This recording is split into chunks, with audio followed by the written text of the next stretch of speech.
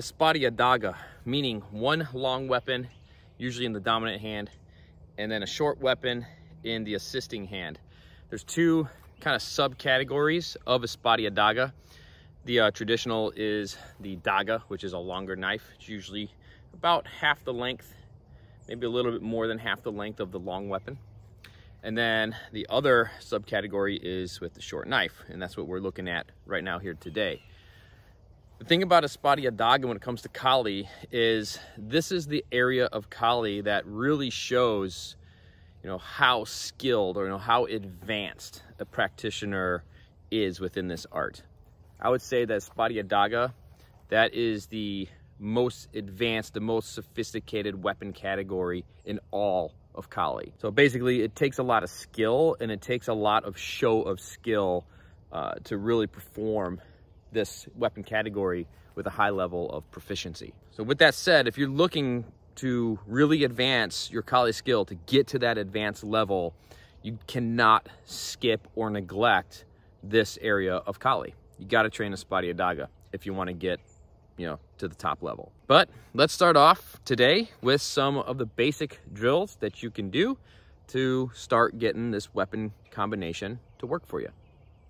So just as on our single stick, we have our basic diagonal strikes. And this is a great place to start if this is your first time working with Espada Y Daga. So on the single stick, we have our angle 1 and 2, which goes down the X, downward diagonals, 3 and 4, which come up the X or upward diagonals right there. So how do we insert the dagger or the knife now? Let's take a look at it. We have basic drill number 1. This is where we have to know the positions of the left hand. So it's going to start off left hand at the plexus. This is position 1 for the left hand.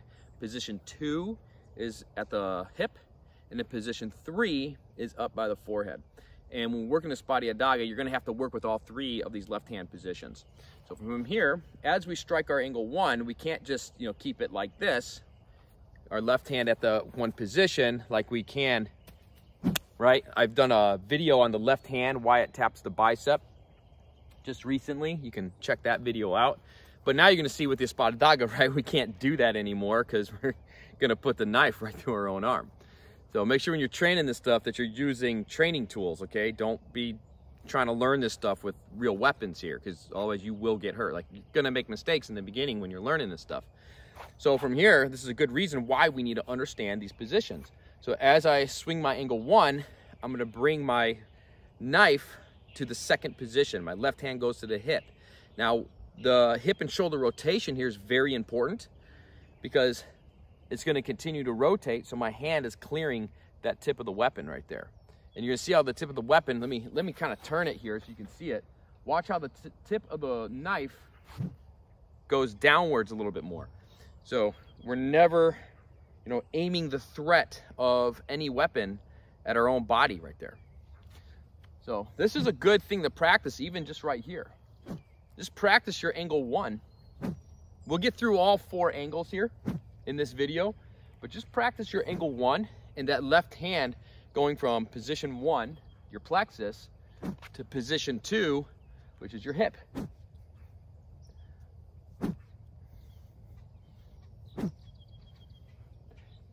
And practice making sure you're getting that full hip and shoulder rotation. Okay. Then we come back around on that angle 2, 1, 2, right there. So 1, 2. See how that left hand is just sliding from position 1 to position 2, back to position 1. We don't want to leave it here now because now there's nothing there to protect the center line. Right there. Okay, this is the advantage of Espada Y Daga, is that we can always have something protecting the center line. So just practice our 1 and 2 right now. Get that full hip and shoulder rotation and work that left hand going between positions 1 and 2.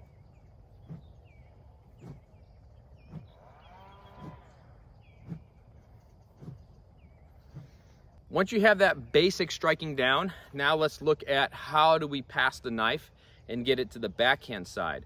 So that way we can protect our head, we could protect our eyes with that backhand or jabbing motion of the knife.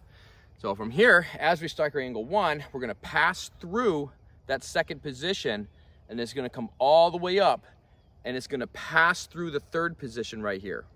As it's doing that, this is where it's crossing over. Now my knife is in the backhand side. I'm gonna strike my angle 2 right here, and now I can come out with that jab or thrust on the dagger right there, and then bring it back to the plexus. So now we have 1, pass it, 2, and jab or thrust it.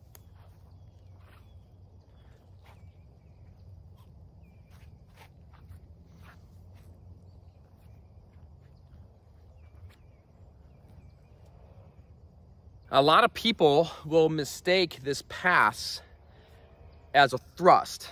It's not a thrust, it's a pass. We're just getting it to the backhand side so that our dagger is in a position that we can then attack, or if we needed to counter and protect our face, our head, the high line, we can do that very, very easily. But you're gonna see how close this is gonna maintain. Boom, right there. I mean, you can even just pass it and then bring it back to position 1, or you could work that rest of that form and fire it out right there, and then bring it back to the plexus. So once you have your 1 and 2 down, you understand the 3 main positions of the left hand, right? 1, 2, 3. 1, 2, 3. Then we can finish the rest of the diagonal strikes are 3 and 4. We have 1, 2, see that high jab right there. Now we're gonna come up the angle 3, but you're gonna see how this time my dagger, my left hand, is gonna come straight to the second position. It can't go to the first position because then we run into the same problem as the 1, right? Because on your forehand strikes, the elbow's gotta pass through the center line. So right away, when we strike the 3, the knife needs to be at the second position. Then we come up on the angle 4, making sure that we cleared this. And as we strike the angle 4, the knife follows behind and goes back to position 1 to protect that center line. We have our 1, pass the knife, 2, fire the jab, 3, 4, and then you can fire a low jab, and that covers the high and low line with the knife. So we have 1, 2, 3, 4, and low jab right there. So this is a really important drill and kind of mini form, because it's giving you all those basic operations of what to do with the knife hand, with the left hand. So once again, we have our 1 on our angle 1 to 2. The knife is traveling through all of those 3 basic positions, and then you have your high line attack with the knife, right?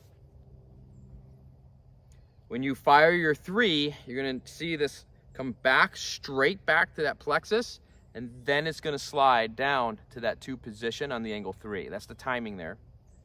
And then we're gonna strike that angle 4, knife is right behind it, and then you can fire it low line. That way you're getting everything, all the potentials with this, all the basics, And then you just start to put it all together and put it into flow, smooth it out.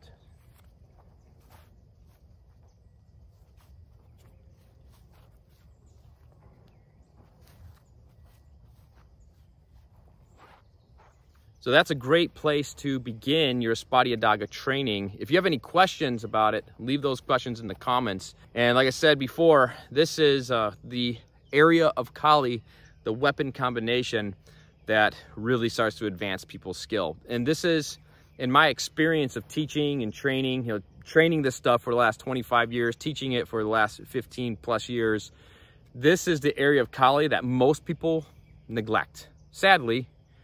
But, people want to become advanced in Kali, in Filipino martial arts. You cannot become advanced in this art and not be training Espada Y Daga. This is an absolute must. Probably the most important area of Kali that you'll ever train if you want to really succeed at becoming an advanced practitioner in this art.